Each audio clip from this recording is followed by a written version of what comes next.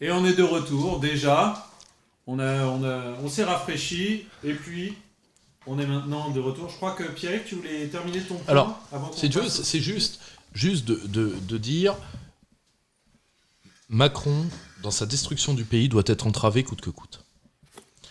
Et de toute façon, il n'y aura pas, un moment ou un autre, il faut un déport de classe pour que l'une des deux oppositions soit élue. Et qu'on l'accepte ou pas, il faut faire ressortir les abstentionnistes.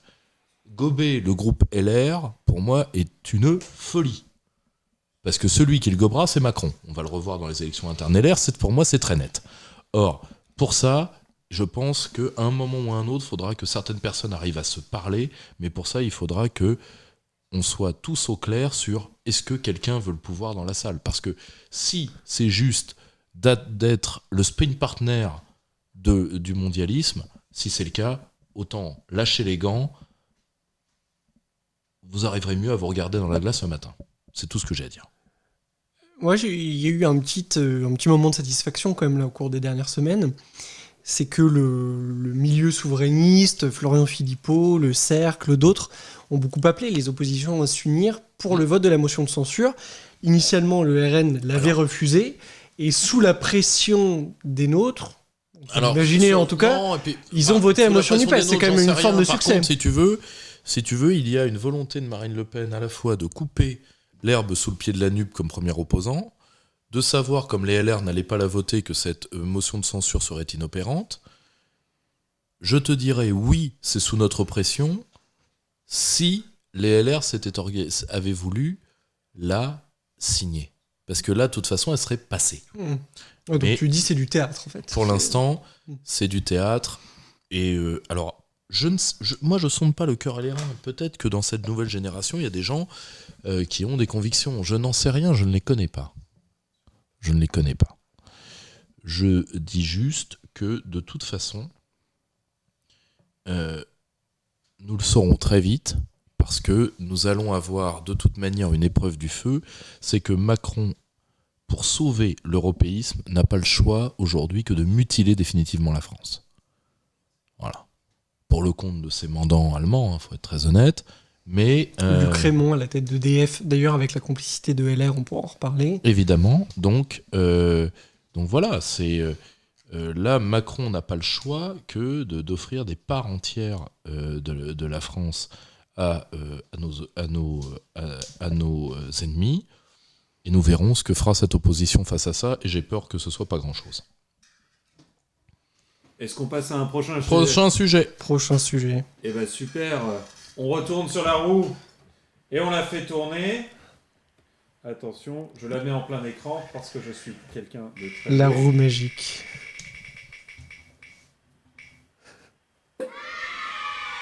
L'élection du président Lula. Je crois que Pierre-Yves, on va te la donner celle-là. Oui, alors, l'élection du président Lula. Pour nous, c'est un fait important. Je rappelle que c'est notre premier voisin terrestre et que nous devrions être peut-être beaucoup plus sur la vie politique brésilienne que sur la vie politique d'autres de nos voisins. Donc, la vie politique brésilienne. Il y a plusieurs questions. Je vous rappelle que Lula, l'ancien syndicaliste, tout le monde se réjouit parce que ce serait le retour d'un avocat de l'Amazonie. Je rappelle que c'est sous Lula qu'on a le plus brûlé l'Amazonie, beaucoup plus que sous Bolsonaro, mais beaucoup plus que sous Bolsonaro. Et la seule qui a moins brûlé que Bolsonaro, c'est Dilma Rousseff. Donc tout ceci, Lula n'a jamais été un écologiste. Lula est un ancien syndicaliste manipulé par la bourgeoisie comprador brésilienne et qui a fait un programme qui lui a aliéné les masses pauvres qui pour la plupart ont voté Bolsonaro. Ce qui veut, au passage, Bolsonaro était donné perdant de très loin. Or, Bolsonaro n'a pas perdu de beaucoup. Je mets de côté les affaires de fraude qui sont tout à fait possibles, mais sur lesquelles je n'ai pas de biscuits suffisants pour avoir de retour. Je remarque que l'ambassade américaine, la même, qui a fait incarcérer M. Lula, a appelé à voter pour lui. Parce que c'est les Américains qui ont foutu Lula en zonzon.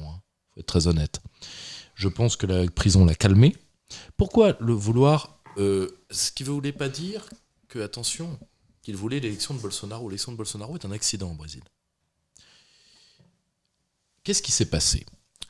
Selon toute vraisemblance, les Américains ont voulu se débarrasser de Lula pour faire un exemple. Pourquoi ? Parce que Lula a quand même donné beaucoup de latitude à la modernisation de l'armée brésilienne.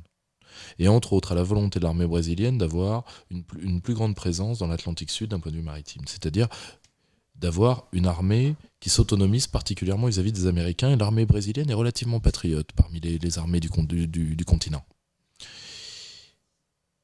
Les Américains ont donc décidé de faire un exemple, ce qui a inversé la fameuse vague dite de gauche en Amérique latine, qui en réalité était une gauche très rose pâle.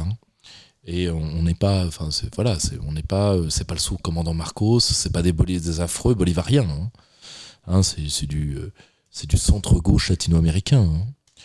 Donc le problème, c'est que le Lula a été mis en prison, et je le dis, pour un motif en partie réel, mais en partie fallacieux. Et que les Américains n'ont pas à s'enorgueillir de ce qu'ils ont fait. Loin de là. Et c'est pour ça d'ailleurs que moi je l'avais dit quand j'étais invité par les élèves du philosophe officiel de Bolsonaro, qui était Cavallero.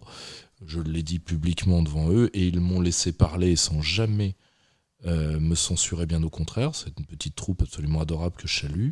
Maintenant, en plus que leur maître, le philosophe Cavallero, est mort, malheureusement, et c'était pas un mec en carton, et il mérite beaucoup plus que les tombereaux de saloperie qu'on a balancés sur lui. Je leur ai dit, moi je suis choqué par ce qui a été fait à Lula au nom du principe de non-ingérence, et eux qui sont des bolsonaristes tout à fait raides m'ont laissé parler sans jamais me censurer. Je tiens à le dire. Or, Bolsonaro, qui était un reliquat de l'ancienne dictature militaire, quand il est arrivé au pouvoir, aussi détestable soit-il dans son caractère, moi sa francophobie me hérissait le poil, donc je ne le pleurerai pas. Néanmoins, je remarque que les masses pauvres de la majorité des États brésiliens, je vous rappelle que le Brésil est un État fédéral, ont voté pour lui. Donc une partie, il a un véritable appui populaire, et il a perdu de très peu. Je rappelle que Bolsonaro a refusé parce qu'au tout début, il a voulu se coucher devant les occidentalistes. C'est par exemple le projet délirant d'ouverture de bases américaines, etc. Mais il s'est rendu compte que parce que dans l'affaire de la Grande Peste, il n'a pas suivi, parce que sur le nec plus ultra du progressisme occidental, qui est le progressisme, disons, de la rose au poing passé à la fistinière, et si vous voulez, on est passé du poum de la guerre d'Espagne au plug, et chacun a les conquêtes qu'il peut, et Bolsonaro, ce progressisme, disons, ce progressisme sous-braguettiste, n'a pas eu ses faveurs, et l'Occident l'a traité comme, je le dis, et là, occidentaliste, je sais que vous m'aimez moyennement, mais ne vous inquiétez pas, je vous le rends bien, mais c'est votre faute, vous l'avez traité comme un chien crevé, vous l'avez traité comme ce que les latino-américains sont malheureusement pour vous, c'est-à-dire des indigènes à sombrero, et vous l'avez traité comme un chien crevé, et donc, eh bien, Bolsonaro n'étant pas un imbécile, c'est un homme qui a regardé les intérêts objectifs du Brésil, entre autres vis-à-vis de ses clients agricoles, la Chine et la Russie par exemple, particulièrement les tourtes, etc. Enfin, tout ce qu'on cultive au Brésil, enfin tout ce qu'on fait au Brésil et qu'on expédie entre autres en Russie. Et Bolsonaro n'a pas voulu participer au haro sur le baudet russe, loin de là, et je pense que l'agriculture brésilienne lui en sera reconnaissante. Et donc là, je pense que les Américains se sont dit, nous allons essayer de revenir par la gauche, alors que, d'un point de vue commercial, tout le continent est en train de tomber dans les mains de la Chine, pour une raison qui est très simple, c'est que la Chine, elle ne conquiert pas, elle devient le premier client, et elle n'a pas de doctrine Monroe à vous mettre dans la gueule à intervalles réguliers. Donc, pour les pays latino-américains, c'est l'équivalent de, eh bien, nous allons trouver notre émancipation par nos clients. Je l'ai toujours dit dans le cas vénézuélien. L'Amérique a toujours été le premier client d'Hugo Chavez. Pourquoi lui avez-vous mis des coups d'État à la con ? Pourquoi lui avez-vous mis des fausses grèves ? Pourquoi lui avez-vous mis des grèves d'approvisionnement, ce qui étaient les fameuses pseudo-raretés de Caracas, alors qu'en fait les frigos étaient pleins, alors qu'il Qu'est-ce que voulait Chavez ? Ce qu'il a réussi à faire d'après l'ONU. L'ONU, organe chaviste bien connu. Le commissariat au développement de l'ONU. Hein, un nid de gauchistes, évidemment antimondialistes, tout le monde le sait. Bon. Il voulait l'alphabétisation, ce qu'il a obtenu. Vincent Lapierre, d'ailleurs, a fait sa thèse sur les missions au Venezuela. Il a voulu ça, il a voulu les soins de base, etc. Ça coûte si cher. C'est ce que je dis, moi, aux Occidentaux. Pourquoi vous avez voulu détruire ce que vous auriez pu tout simplement acheter ? Pourquoi vous êtes obligé de réagir comme ça ? Pourquoi vous ne pouvez pas dire à l'autre qu'il peut être votre partenaire ? Pourquoi vous êtes obligé de mettre les pieds sur la table quand vous êtes chez les gens ? Et ça, si tu veux, c'est ce qui fait que Bolsonaro, qui était un occidentaliste, je rappelle que c'était la butte témoin de l'ancienne dictature militaire, de l'équivalent du plan Condor au Brésil, merde. Eh bien non. Ce mec-là, vous l'avez mis dans les mains de la Chine, dans les mains de Poutine, tout simplement parce que vous l'avez traité comme un chien crevé. Eh bien, c'est bien fait pour vos gueules. Et donc, vous êtes revenu par la gauche pour l'instant, mais Lula est obligé de regarder les intérêts de son pays. La question, c'est pourquoi avons-nous désappris la diplomatie qui est l'art de faire converger les intérêts de l'autre avec les siens ? Pourquoi ? Parce que, pour nous, nous sommes dans l'optique occidentaliste, c'est-à-dire que ce sont toujours des hommes d'une humanité de seconde classe. C'est ce qui est normal d'ailleurs, parce que d'un côté on avait le complexe du casque blanc civilisateur pour les Européens, pour les Américains c'est le complexe de la destinée manifeste, après tout c'est le peuple élu du Second Testament, bon, toi t'as voté ? Non, bon bah tu fermes ta gueule. Donc et malheureusement, nous en sommes toujours là, et il va falloir peut-être changer ça très rapidement.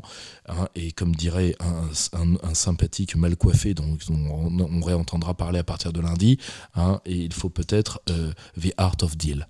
Tu vois, hein, donc je pense que c'était ce qu'il y avait à dire au Brésil. Moi, à titre personnel, je n'ai pas à commenter en bien ou en plus, parce que c'est l'élection interne d'un État souverain, ça ne me regarde pas plus que ça. Je dis juste que les bolsonaristes ne sont pas morts, que ce populisme latino-américain droitier, ou plutôt conservateur dans les domaines des mœurs, mais géopolitiquement très ouvert, a peut-être un avenir, nous le verrons dans l'évolution du Brésil, que je souhaite la plus grande stabilité pour notre grand voisin, et que j'espère que l'Amérique ne va pas mettre du sel sur les plaies du Brésil, qui sont particulièrement des plaies à la fois de cohabitation sociale et de racisme ethnique, pour faire pourrir la situation, ce qui est une tentation assez présente dans l'administration démocrate actuelle, il faut être très honnête. Mais et je remarque que c'est pour ça que l'analyse doit toujours se focaliser sur le réel. Moi, quand j'ai vu arriver Bolsonaro, je dois dire que je n'ai pas eu confiance dans cet homme. Il faut dire, parce que l'honnêteté nous y oblige, qu'il n'a pas été une catastrophe pour le Brésil, loin de là, et qu'il a, à sa manière, voulu faire entrer le Brésil dans sa multipolarité, et donc il ne mérite pas les tombereaux d'insultes et les tombereaux d'injures que la presse occidentale, qui ne bite rien, hein, demandez à un journaliste quelle est la capitale du Brésil, ils vont vous répondre quoi ? Rio de Janeiro. C'est sûr, non mais c'est sûr. C'est sûr. Hein, et pour eux, c'est quoi le Brésil ? C'est les belles pépées refaites, hein, la danse et le carnaval. Si vous voulez, quand vous leur dites que c'est l'une des armées les plus puissantes du continent, que c'est quand même un pays qui travaille, et que malheureusement, c'est un pays qui souffre des mêmes maux sociaux que l'Amérique vis-à-vis entre autres de la santé publique, parce que ce qui tue au Brésil, c'est l'obésité. Alors que pour eux, il n'y a que des belles pépées refaites. Ça, voilà le niveau du... voilà pourquoi il faut refaire une école latino-américaniste, et que j'aimerais qu'il y ait beaucoup plus de latino-américanistes dans les camps nationaux, parce que une partie de l'avenir de l'Occident se joue là-bas, et que ce sont pour la plupart nos grands voisins, et je l'espère à terme, nos grands amis, une fois la question amazonienne aplanie. Moi, j'ai juste deux choses à dire. La première, c'est que les deux candidats ont été complètement caricaturés. Lula n'est pas le gauchiste qu'on prétend qu'il est, et tu l'as souligné, et Bolsonaro n'est pas le fasciste qui a été dépeint par la presse occidentale. En plus, pardonne-moi de te dire ça, mais quand on parle du fascisme latino-américain, je rappelle deux choses. Il y a un militarisme de droite parfois ultra-violent, imbécile et antipopulaire qui a été celui du plan Condor qui a donné le pinochétisme. Il y a un militarisme social et patriotique qui est celui qui a donné le péronisme en Argentine et un homme extraordinaire qui est Juan Perón. Il y a eu un parti nazi, c'était en Bolivie, c'était un parti indien qui voulait le métissage général, preuve qu'ils avaient tout compris au nazisme, et qui n'avait de nazi que l'adoration des costumes Hugo Boss. Donc, vous voyez à quel point je suis historien des idées, c'est-à-dire que là, pour le coup, même les points-virgules, je vous les fais. Hein. Donc, si vous voulez, il n'y a pas de tradition fasciste. Le plus proche, c'est le justicialisme péroniste. Or, le justicialisme péroniste, c'est l'une des plus belles aventures intellectuelles du continent. Juan et Eva Perón. Voilà, Evita Perón. Evita Perón. Or, le problème, si tu veux, c'est que, tu vois, quand j'entends que Bolsonaro est fasciste, non, Bolsonaro est un reliquat du plan Condor, auquel lui, il n'a pas de sang sur les mains. Hein. Il était petit tambour à l'époque. Hein. Oui, d'ailleurs, même dans le vote des Brésiliens, il n'y a pas de partage vraiment clair entre les différentes ethnies sur d'un côté Bolsonaro mais et de l'autre Lula. Justement, que les occidentalistes ne mettent pas leurs mains là-dedans. Tu vois, si tu veux, vu que malheureusement, nous ne sommes capables, pour l'instant, ça changera peut-être, et je l'espère, que de faire pourrir tout ce que nous touchons, qu'on foute la paix à notre grand voisin. À titre personnel, je suis ulcéré qu'il n'y ait plus une vraie... Alors, il y a de grands latino-américanistes en France. Hein. Moi, j'ai eu la chance, quand j'étais à l'EHESS, de croiser un grand spécialiste du Mexique. Il y a encore un ou deux grands spécialistes du Brésil. Mais voilà, il faut refaire les rangs des latino-américanistes. C'est, si tu veux, alors vous me direz... L'intérêt de la France, oui, bien sûr que la France a des intérêts là-bas, parce que là, nous avons reçu le jeune Arthur Parent qui a fait un travail extraordinaire sur nos départements et territoires d'outre-mer comme avantage stratégique. Il est évident que, entre autres, dans la reprise de notre programme spatial d'un point de vue autonome, parce que de toutes les manières, l'Allemagne entend bousiller Ariane avant de partir de nos programmes spatiaux. Il faut de toute manière reprendre la Guyane comme zone de souveraineté. Or, la France doit accepter d'être une nation monde. Si tu veux, pourquoi ? Parce que, qu'on le veuille ou pas, nous avons les clés de 3 territoires qui seront les territoires de la vie du XXIe siècle, qui sont l'océan Indien, l'océan Pacifique et l'Atlantique Sud. Pourquoi ? Parce que, qu'on le veuille ou pas, qu'on aime l'Europe ou pas, moi à titre personnel ça me touche pas, vous le savez, mais je n'ai rien contre les gens qui ont un sentiment européen, parce que bon, moi j'ai un sentiment qui m'est plus facilement eurasien. Bon, vous me direz, des eurasiens, j'en élève, mais qui est plus facilement eurasien qu'autre chose, mais qu'on le veuille ou pas, l'Europe perdra 100 millions d'habitants en 30 ans. Donc, à un moment, soit on reste dans la prison qui s'effondre, soit on prend la poudre d'escampette. Hein, comme disait un sympathique rappeur qui avait fait la version française du générique de Prison Break, hein, j'ai pas le temps, pas de choix, faut y aller. Tu vois. Donc, Non, si tu veux, juste sur le Brésil, alors j'ai pas plus d'informations que toi là-dessus. Il y a quand même un étonnement là sur ce processus électoral. Au début, quand il y a eu les accusations de fraude, puisqu'il y a beaucoup de partisans de Bolsonaro qui sont descendus dans la rue, je me suis dit ça ressemble un peu à un complot facile et je préfère les complots exigeants. Et je voulais pas qu'on nous refasse le coup. Moi, je crois qu'il y a eu une vraie fraude à l'élection américaine de 2020. Mais on peut pas non plus accuser toutes les élections qui ont été perdues d'avoir été fraudées. Ah bah, l'avantage, simplement, c'est que là, on a des décisions de justice postérieures qui valident. Et aujourd'hui, qui viennent l'étayer. Mais simplement, quand le département d'État américain est le premier à reconnaître la victoire de Lula et à dire à Bolsonaro non, vous avez perdu, on sait qu'il y a eu beaucoup de votes électroniques et qu'il y a eu un trafic de connexion venant des États-Unis au moment du vote vers le Brésil. Alors, j'ai pas d'informations particulières, mais pour en avoir discuté avec quelques personnes qui s'y intéressent sérieusement, il est loin d'être impossible. Nous, on a une spécialiste.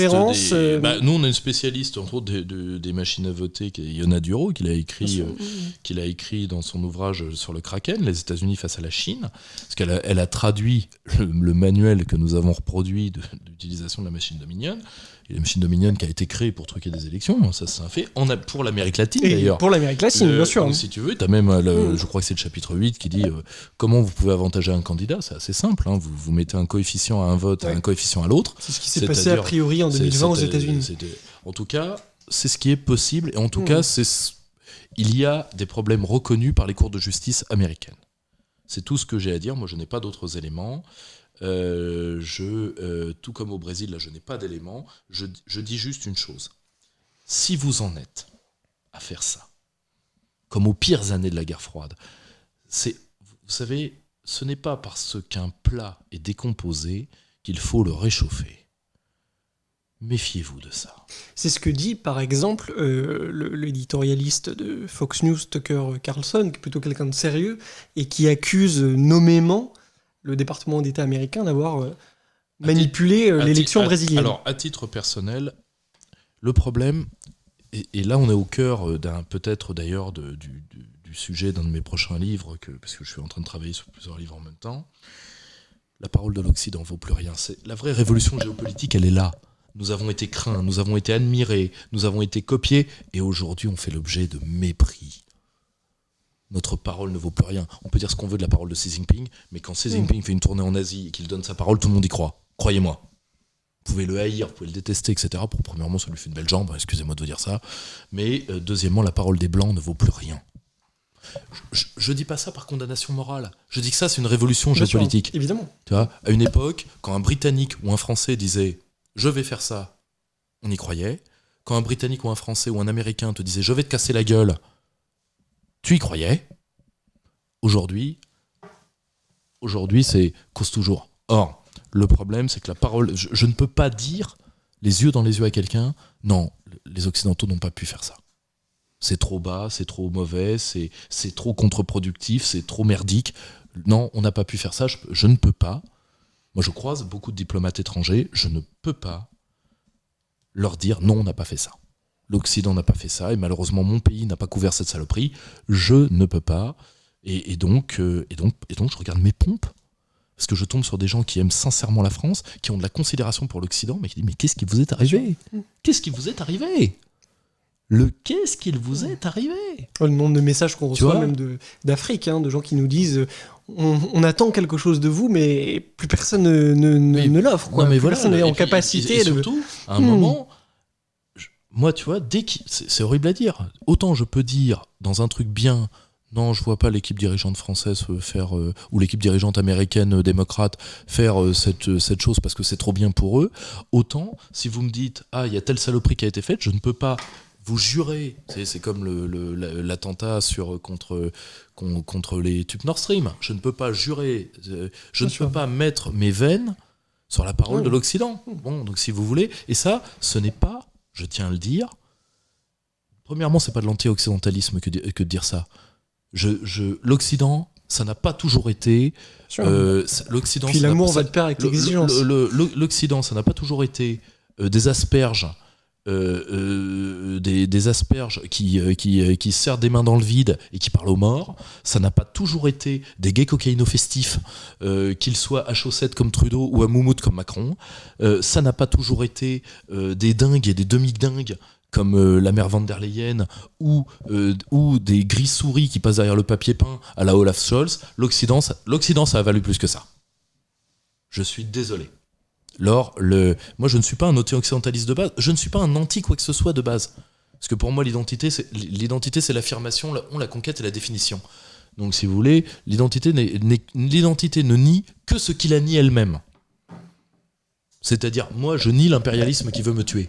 Mais mis à part ça, je ne me fais pas contre quelqu'un d'autre. Je ne suis pas de ces nationalismes de ressentiment qui ont toujours détruit les pays qui les ont eus, que de l'Allemagne à l'Algérie, si vous voulez. Donc voilà, c'est aussi simple que ça.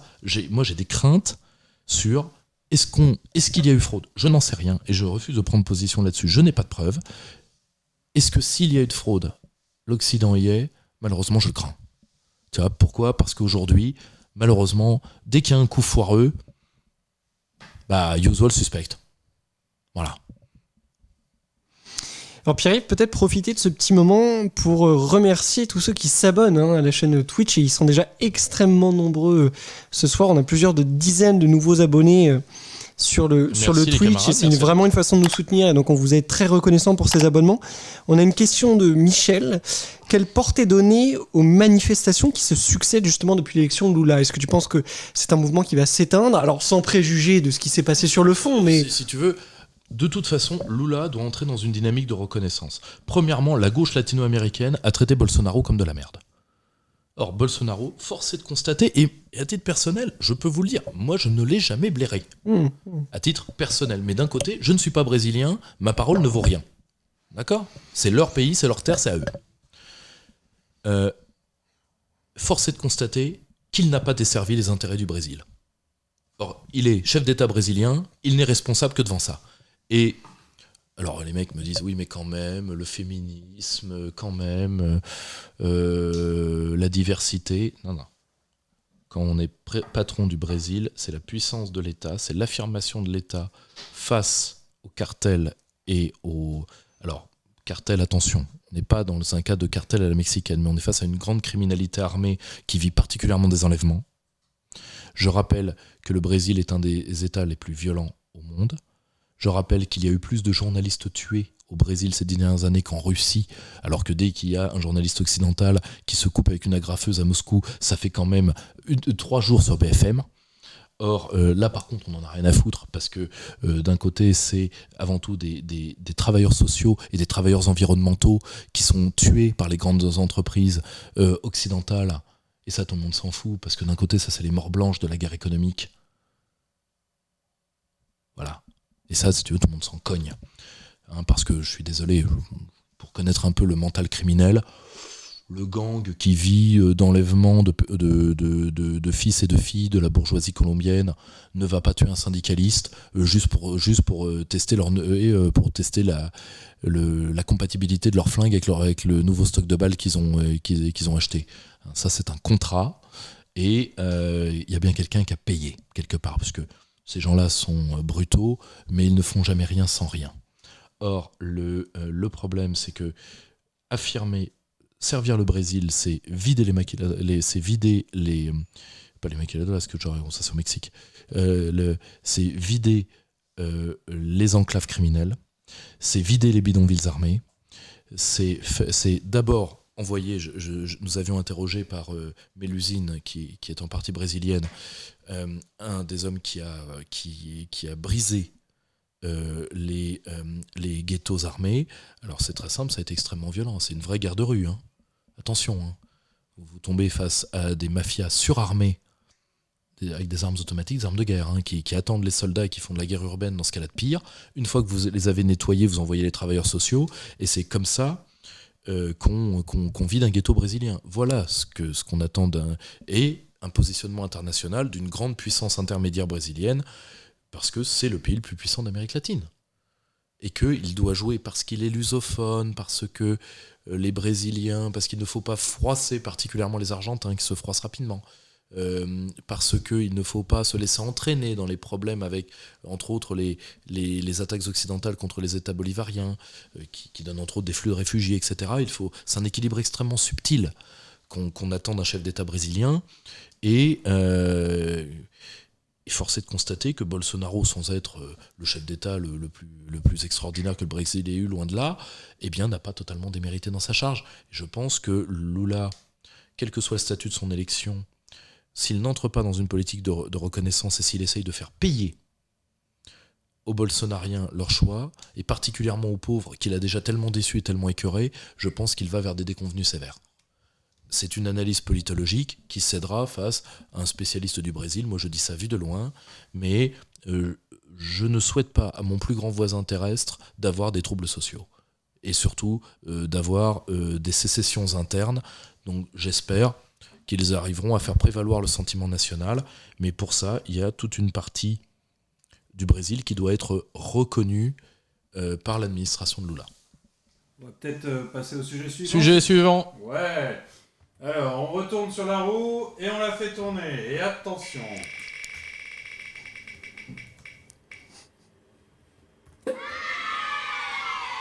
Eh ben, on quitte pas les États-Unis, enfin, on quitte pas les Amériques, pardon, puisqu'on passe au midterm des États-Unis. Les midterms. On va être très clair. Soit le Parti démocrate sauve les meubles de très très très peu, et c'est une demi-défaite, soit c'est une défaite pleine et entière. Donc, alors, voilà où en est l'état profond démocrate. Donc l'état profond démocrate, on va être très clair, à l'instant où nous parlons, soit il crée un candidat en 2 ans. Ils l'ont déjà fait avec Obama, mais malheureusement, si vous voulez, c'est comme le lapin chez David Copperfield. Quand vous l'avez vu sortir du chapeau, la deuxième fois, ça fait quand même moins effet. Donc, il faut se ranger dans la... Alors, attention, les possibilités de retour dans la vie politique américaine de Barack Obama, attention, je crois que la jurisprudence de la Cour suprême, c'est 2 mandats à vie. C'est-à-dire 2 mandats au cours de la vie. Point. Alors, c'est peut-être récent parce que, souviens-toi, Roosevelt en avait fait 3. Oui, mais justement, c'est la jurisprudence post-rooseveltienne pour éviter que ça se reproduise. C'est à vérifier vis-à-vis d'un constitutionnaliste américain, ce que je ne suis pas. J'avais été formé sur le manuel de Madame Zeller, qui était la grande spécialiste du droit américain à P2, mais malheureusement, mes souvenirs sont trop lointains. Et comme tu peux en témoigner, je n'ai rien préparé et je découvre les trucs maintenant. Or, le problème, c'est, je pense que Barack Obama ne reviendra pas. L'hypothèse d'envoyer Michelle Obama, pour moi, est suicidaire. Parce que ça va réveiller la haine que les Afro-Américains vouent aujourd'hui au couple Obama. Parce que s'il y a des gens qui l'a écœuré, c'est bien les Afro-Américains en les envoyant en carton. Donc, qu'est-ce qui reste au camp démocrate pour l'instant ? Il reste les VRP en couche culotte, donc Monsieur Biden. Le monsieur Biden, cet homme qui, s'il faisait voter tous les morts à qui il parle, pourrait être réélu assez facilement, et Madame Pelosi, pour l'instant, on est quand même dans le marché de la couche adulte. Donc, je ne vois pas, pour une raison très simple, Anthony Blinken y aller. Anthony Blinken qui vient de la pire écurie de l'État profond démocrate, vu que c'est une créature de Madame Madeleine Albright, c'est-à-dire de ces gens qui ont pu faire crever 1,5 million d'enfants irakiens. Le mal nécessaire dont le fameux mal nécessaire. On ne fait pas d'omelette sans casser de petits œufs. Donc, si vous voulez, c'est... Alors que, si vous voulez, parfois un pays a besoin de monstres. Je ne le nie pas. Mais ce sacrifice-là était totalement inutile. Contre-productif pour les intérêts à long terme de l'Amérique. Et ignoble d'un point de vue humain. Donc, et quand vous voyez Madeleine Albright, qui je le rappelle avait été sauvée enfant par les Serbes de la barbarie germanique et qui bombardera Belgrade, excusez-moi, je crois qu'elle est morte il n'y a pas très longtemps, la sorcière. Ouais. Donc il y a 2 ans. Vous me pardonnerez, j'ai toujours pas écrasé ma chaude larme. Donc mais j'y penserai, vous inquiétez pas. Donc faites-moi un mémo. Or et Monsieur Blinken vient de ça. Monsieur Blinken pourrait tout à fait être le représentant en démocrate. Le problème, c'est qu'il appartient à l'État profond démocrate qui d'habitude n'envoie jamais un de ses hommes en première ligne. C'est pour ça que je ne le vois pas nécessairement. Je ne dis pas que ça n'arrivera pas. Je dis que si ça arrive, ça veut vraiment dire qu'ils sont à poil. Parce que d'habitude, ces gens-là envoient un homme de paille. C'est le cas de M. Biden. Le problème, c'est que là, la paille est un peu passée. La paille est un peu passée. Et vous savez, le problème de l'épouvantail, vous savez, c'est... Le problème de M. Biden, c'est qu'il est à mi-chemin, vous savez, des 2 personnages du magicien d'Oz, des 3 d'ailleurs, c'est-à-dire de l'homme de fer rouillé, de l'épouvantail foutu et du lion lâche. Et il a un peu un mix des 3, plus une sénescence qui quand même commence à devenir un peu gênante. Donc lui, Pelosi, alors Hillary Clinton a dit qu'elle irait pas, ce qui, vu son état actuel, est peut-être pas tout à fait une mauvaise plan, mais je pense que tout comme Kamala Harris, elle se met en retrait pour les élections de mi-mandat pour que M. Biden les prenne en pleine mâchoire, ce qui sera pas très douloureux parce que, si vous voulez, c'est un peu comme gifler un sourd, il sent la baffe mais il l'entend pas, donc il a que la moitié du plaisir. Et le problème, c'est que je pense que M. Biden ne fera pas. Monsieur Biden, de toute façon, sentira pas l'encaissement de toute manière. Alors il a dit que lui il aimerait bien faire pourquoi pas. Finalement, je suis bien dans les meubles. J'ai ma conseillère en communication qui est déguisée en lapin pour les fêtes de printemps et qui me dit non, arrête de dire des conneries. J'aime bien qu'un gros lapin me dise d'arrêter de dire des conneries. Et non, véridique, hein, vous le verrez, c'est un extrait à la Maison Blanche qui est terrible pour la fête des enfants, où il commence à parler du Pakistan à des enfants de 6 ans. Et là, il y a un lapin qui arrive et qui fait par ici, Joe. En réalité, c'est la directrice de la communication de la Maison Blanche déguisée en lapin pour amuser les gosses qui essaye d'aller remettre le dingo au frigo et de peur qu'il raconte des conneries, hein, parce que malheureusement, il est quand même assez coutumier du fait. Or, le problème, c'est que le camp démocrate soit crée quelqu'un de toute pièce, mais je remarque que les gens les plus brillants, je pense, alors il est vrai qu'il y était des gens de tendance totalement minoritaire proche de la New Left, je pense à Tulsi Gabbard, etc. Je trouve qu'il faudra peut-être faire un point très technique avec quelqu'un qui nous manque énormément et qui connaît ça infiniment mieux que moi, qui est Clément Nguyen.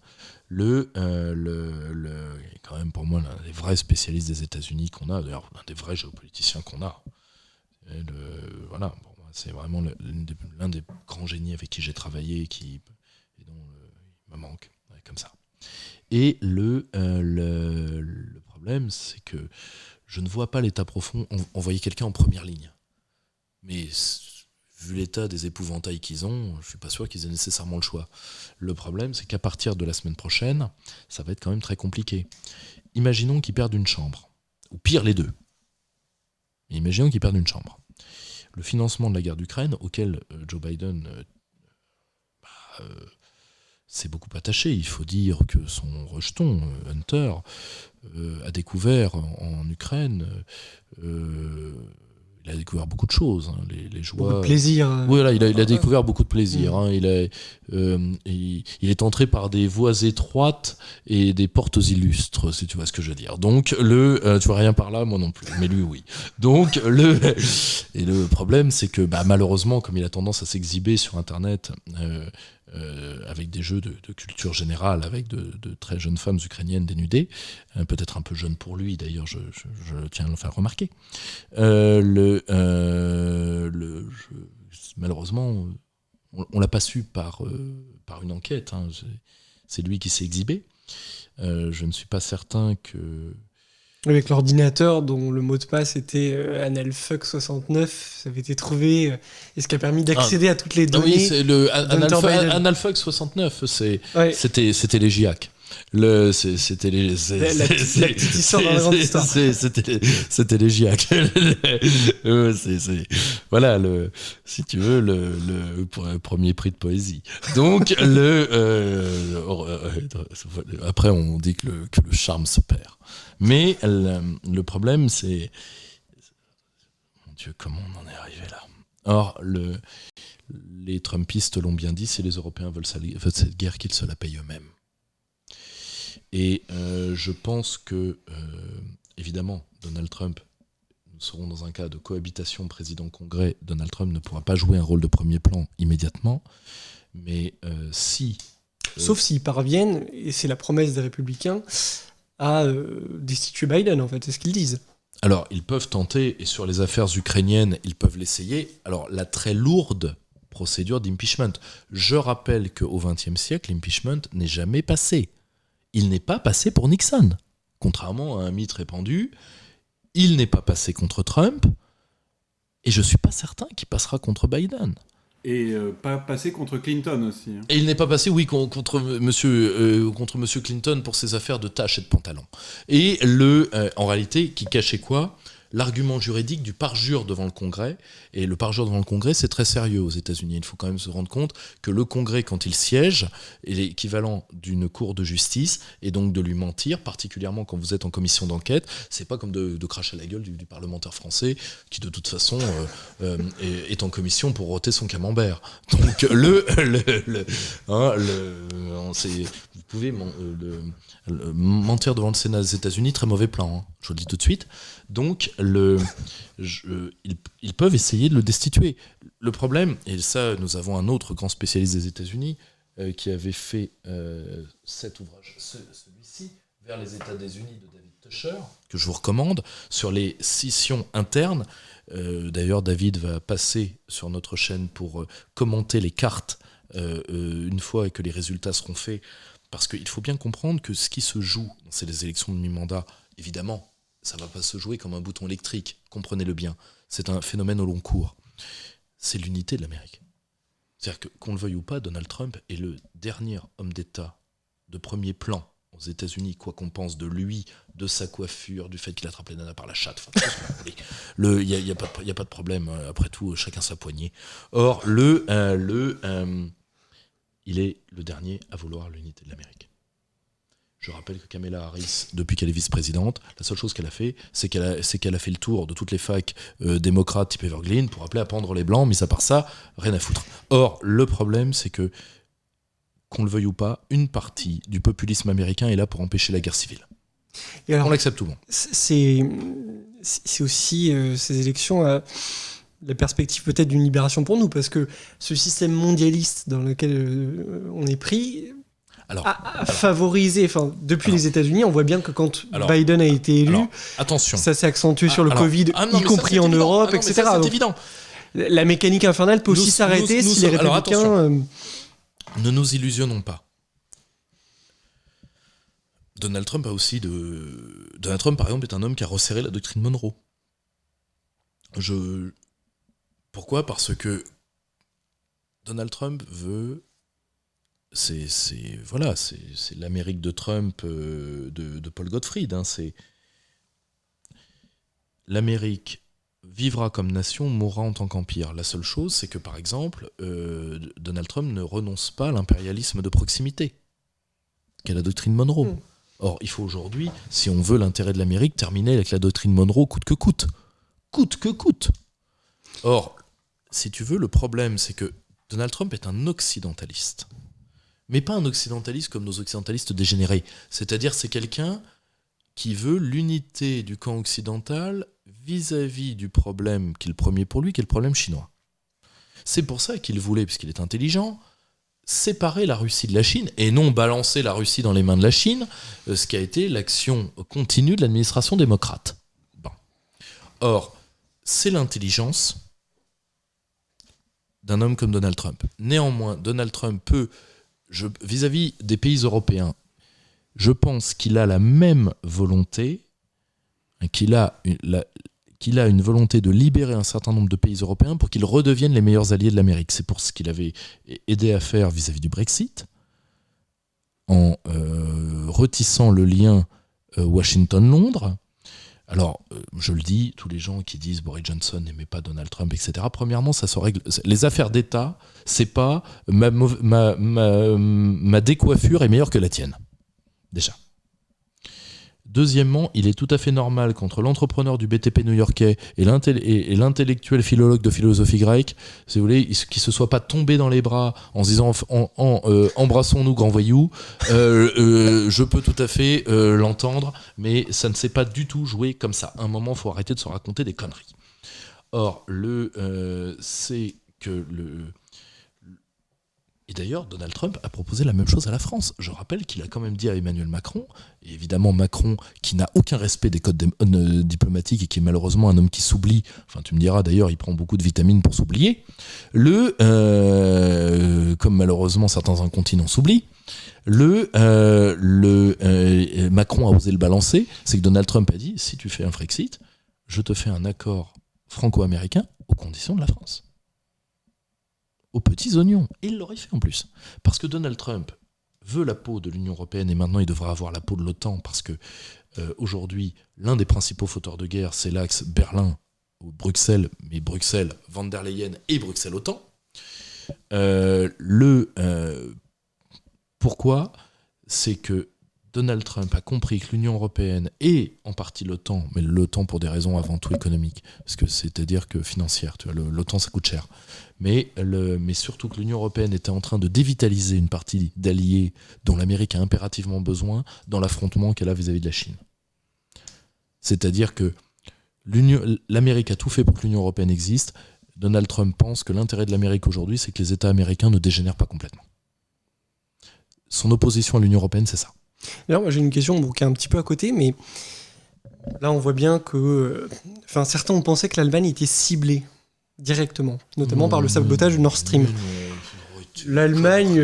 C'est comme les gens qui disent la guerre d'Ukraine est une guerre faite contre l'Europe. Faut arrêter. Non, mais ce que je veux dire, c'est que est-ce qu'on peut pas considérer, c'était une idée qui m'était venue, que l'Allemagne fournit des machines-outils à la Chine.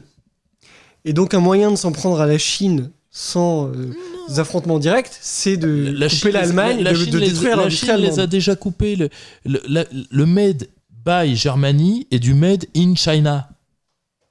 La Chine les a déjà, les machines-outils. Ça fait 15 ans qu'elle les a. Faut arrêter de se raconter ça. L'Allemagne est le plus gros grossiste de la Chine en Europe. Alors tu me diras, ça n'invalide pas ton raisonnement. Le problème, c'est que la Chine veut juste continuer à faire des doubles de l'économie allemande. Ils en ont rien à foutre. Et que, si tu veux, s'ils perdent l'Allemagne, qu'ils en ont à foutre, le pays de la machine-outil en Asie, c'est la Thaïlande. Il faut arrêter de se raconter des conneries. C'est comme ceux qui disent l'Amérique veut la peau de l'Europe. Mais l'Amérique veut pas la peau de l'Europe. Vous êtes générateur d'américanité. Vous êtes dans un état d'emprise, j'emprunte le terme à Régis Debray, qui est tel que vous n'êtes même pas des laquais. Vous rêvez d'être des Californiens de 3e catégorie. C'est-à-dire que l'Amérique vous crache dessus, vous encadrez le glavio. C'est aussi simple que ça. Donc arrêtez de dire ils veulent la peau de l'Europe. En réalité, si tu veux, l'administration démocrate voulait la peau de la Russie. Elle veut enliser la Russie dans les plaines d'Ukraine. Et d'un côté, l'Europe, c'est assez simple, c'est le dommage collatéral. Hein, tu vois, si tu veux, j'ai un éclat de voix coup de coude, ce très sympathique truc, agent du Kremlin. Tombe, c'est un dommage collatéral. Point barre. Si tu veux, ça ne sert qu'à deux choses, qu'à réindustrialiser les États-Unis en faisant un pays d'énergie bon marché, et deux, vouloir isoler. Alors ça a raté, parce que comme ils n'ont pas lu Glaziev, comme ils ne savaient pas que la Russie était prête à la guerre économique, et moi je lance un appel à mes collègues éditeurs, je vais quand même pas tout me taper moi-même, moi je veux bien le traduire Glaziev, mais d'un côté, publiez-moi.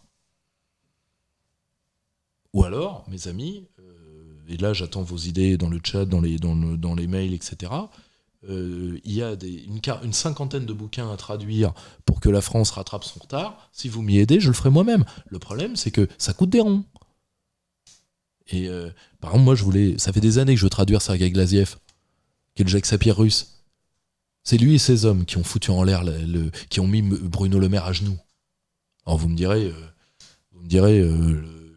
c'est pas difficile de mettre à genoux quelqu'un dont c'est la position médiane. Donc quoi je suis désolé. Toujours le bon mot. Non mais excuse-moi. Mon amour pour les animaux s'arrête à ce type-là. Hein. Donc ah non.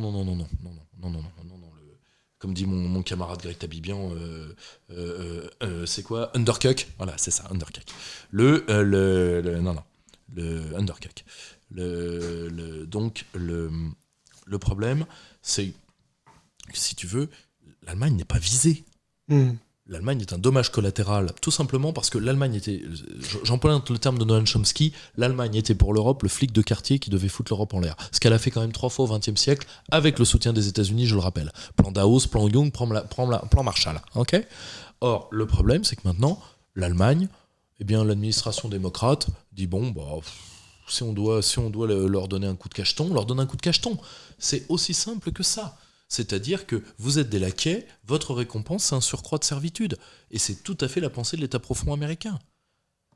Donald Trump voulait, lui, la peau de l'Allemagne. Parce que lui, il n'est pas entouré de germano-américains du département d'État. Lui, il voulait la peau de l'Allemagne parce que pour lui, l'Allemagne est un problème pour l'Amérique, un problème industriel. Et pour ça, il était prêt à dealer avec Poutine. Et Poutine était prêt à dealer avec lui.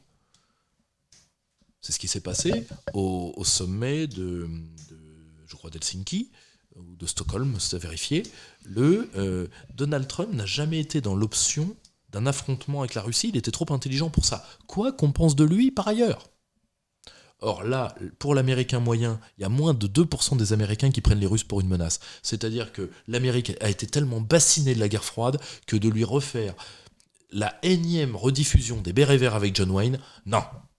Et surtout, les bérets verts, quand c'est John Wayne, ça va, mais quand c'est l'espèce de monsieur dame qui gère la sécurité atomique américaine, excuse-moi de te dire ça, c'est là d'un seul coup, là on est quand même passé le mur de l'Atlantide à Priscilla, folle du désert, tu vois, on n'est pas tout à fait dans le même tarif. Donc, est-ce qu'on n'a pas échappé au pire avec cette confrontation autant Russie en Ukraine, parce qu'on pouvait s'attendre. Premièrement, attention, on n'en est pas sorti. Je rappelle que nous enregistrons lundi, les élections sont lundi prochain, et que malheureusement, ils ont voulu. C'est pour ça que la Russie a retiré une partie de ses troupes. Il y a eu l'affaire de la bombe sale, il y a eu l'affaire du Nord Stream qui a sauté, et il y a l'affaire du sabotage du barrage de Kherson. C'est-à-dire que une partie des ukro-nazis et une partie de l'administration démocrate veut tout miser sur...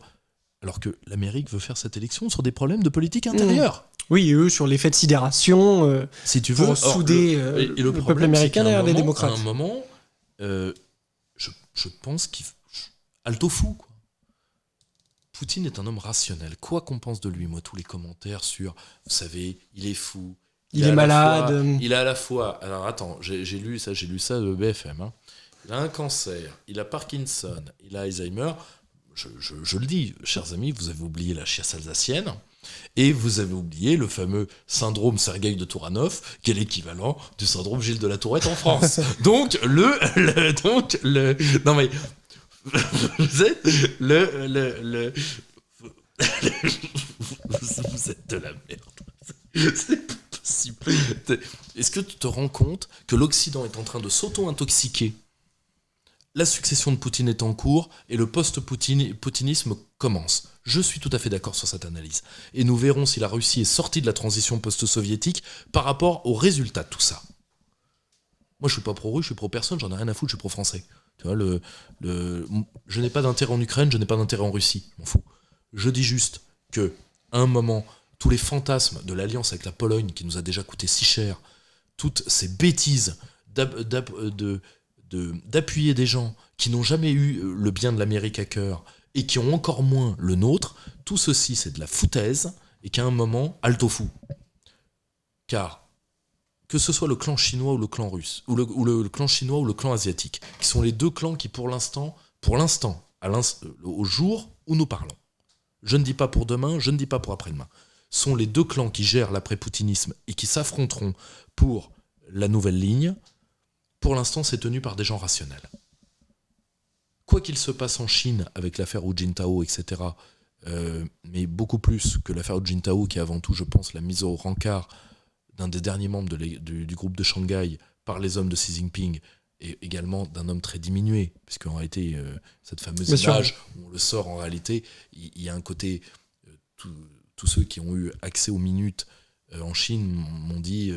il commençait à avoir un discours un peu à la Joe Biden, quoi. On a dit ça, et pour Xi Jinping le PC central c'est sérieux, quoi. Il lui est rien arrivé, il lui arrivera rien. Bien sûr.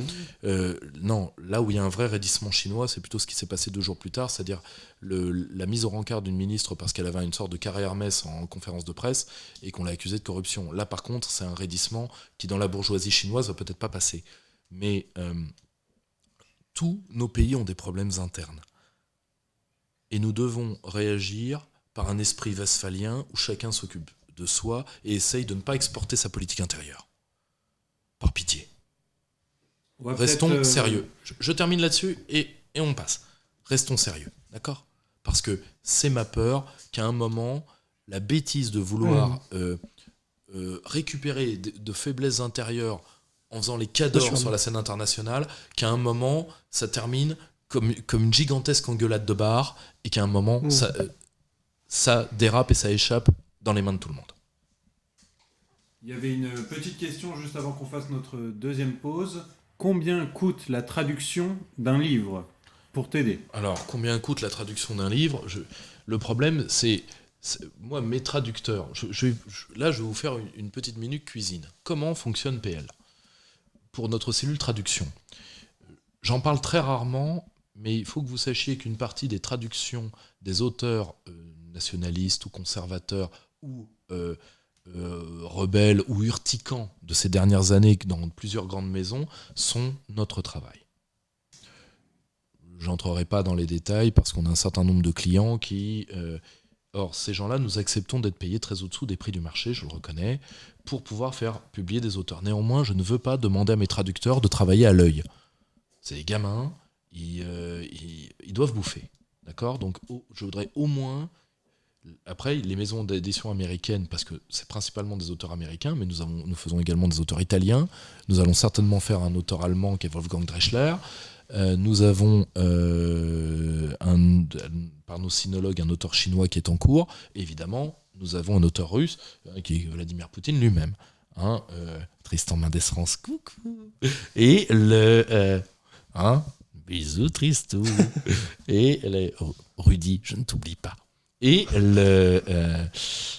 le problème, c'est que traduire un livre, ça coûte pour nous à peu près 1 500 €, mais c'est surtout les droits et qui sont l'équivalent. Donc, si vous voulez, plus l'impression, en tout, si vous voulez, c'est quand même...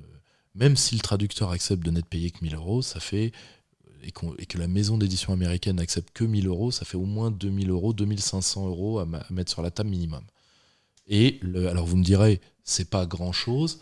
Ouais, mais le problème, c'est que 2 500 €, il faut les récupérer. Après, avec 70% d'augmentation des prix du papier, etc., il faut les récupérer comme mise de base. Le problème, c'est qu'il y a au moins...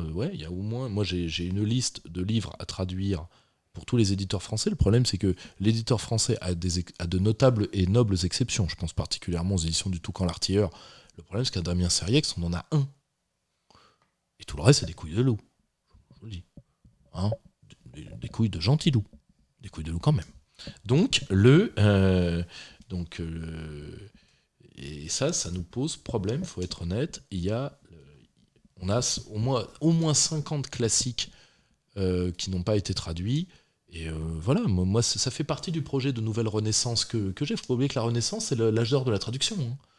Donc, moi, je refuse que mon pays devienne une Albanie mentale. Alors que la France n'a pas de retard de traduction. Elle traduit uniquement ce qui plaît à l'élite dégénérée française. C'est toujours l'exemple que je donne. Le courant cyborgo-féministe. C'est-à-dire ce courant né à San Francisco qui dit que de toute façon, pour détrôner le mâle et le phallus, les femmes doivent devenir en partie des machines et robotiser leur corps pour pouvoir se reproduire toutes seules. Bon, très bien. La totalité de ça a été déjà traduit. Et traduit dans les 2 ans. Par des petites maisons d'extrême gauche qui sont soutenues financièrement. Nous, que dalle. Parce que le milieu national, déjà qu'ils lisent pas, alors si c'est en plus pour lire des trucs en langue étrangère, faut pas leur en demander beaucoup, et le mécénat, vous oubliez à jamais, et néanmoins, mon équipe a traduit 13 livres, et nous travaillons en cette langue. Plus 6 autres langues optionnelles, mais qu'on n'utilise pas. Pour l'instant, on n'a pas trouvé d'auteur japonais, d'auteur coréen, et Dieu sait que j'aimerais bien. Donc... voilà, je pense que, comme disait le président Mao, que sans fleurs s'épanouissent, que sans école rivalisent.